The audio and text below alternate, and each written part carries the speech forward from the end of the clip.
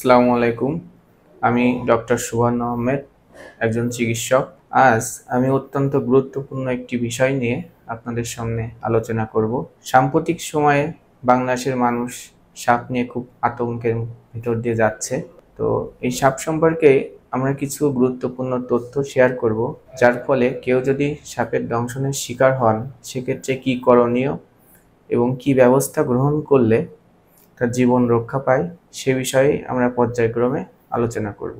আমাদের পৃথিবীতে প্রায় 2900টি প্রজাতির সাপ রয়েছে, যার মধ্যে আমাদের বাংলাদেশে সাধারণত 90 থেকে 92টি প্রজাতির দেখা মেলে। এর ভেতরে মাত্র 20 থেকে 22টি প্রজাতি রয়েছে বিষধর সাপ, এবং খুব আশার বিষয় এই যে এই 20 থেকে 22টি বিষধর প্রজাতির সাপের ভিতর 16 থেকে 18টি প্রজাতি সামুদ্রিক বা পাহাড়ি অঞ্চলে পাওয়া যায়। তাহলে আমরা যে স্থানে বসবাস করি বা আমাদের যে আবাদযোগ্য জমি রয়েছে তার আশেপাশে যেসব জায়গায় আমরা কাজ করি, এই স্থলভাগে মাত্র 4 থেকে 5টি বিষধর সাপ রয়েছে। এই বিষধর সাপগুলির মধ্যে প্রথমত রয়েছে কোবরা, যেটাকে আমরা স্থানীয়ভাবে গোকরো নামে চিনি। এছাড়া রয়েছে কিং কোবরা, এছাড়া রয়েছে ক্রেট, যেটাকে স্থানীয়ভাবে শঙ্খিনী বা কেউটে সাপ নামেও চিনে থাকি।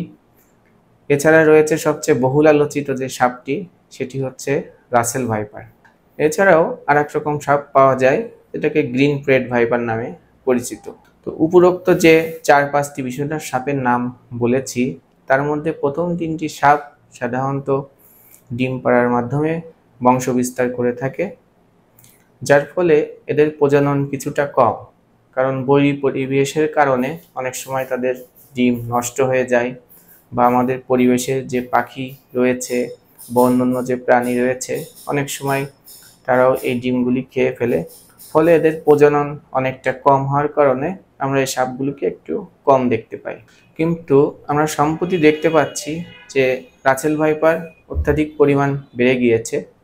রাসেল ভাইপার সাধারণত ডিম পাড়ার মাধ্যমে নয়, এটি সরাসরি বাচ্চা জন্মের মাধ্যমে প্রজনন ঘটিয়ে থাকে, যার ফলে দ্রুত বংশ বিস্তার করে এবং সংখ্যাধিক্য দেখা যাচ্ছে।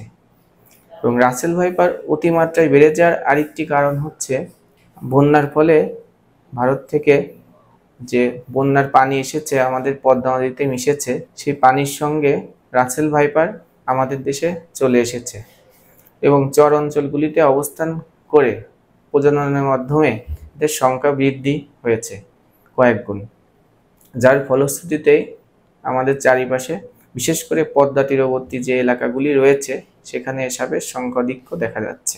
আরও গুরুত্বপূর্ণ একটি তথ্য আপনাদের দিতে চাই, আমাদের বাংলাদেশে প্রায় প্রতি বছরে 4.5 লক্ষের মতন মানুষ সর্প দংশনের শিকার হন বা সাপের কামড়ের শিকার হন, এবং যার ভেতর প্রায় 7,500 মানুষ মৃত্যুবরণ করেন। সো এই অবস্থা থেকে উত্তরণ পেতে হলে আমাদেরকে সতর্ক হতে হবে, এবং সাপে কামড়ানোর পর আমাদের কি কি করণীয় এবং কি করলে আমাদের প্রাণ রক্ষা পেতে পারে সে বিষয়ে আমরা পরবর্তী টপিকসে আলোচনা করব। আজ এ পর্যন্তই। সকলে ভালো থাকবেন, সুস্থ থাকবেন।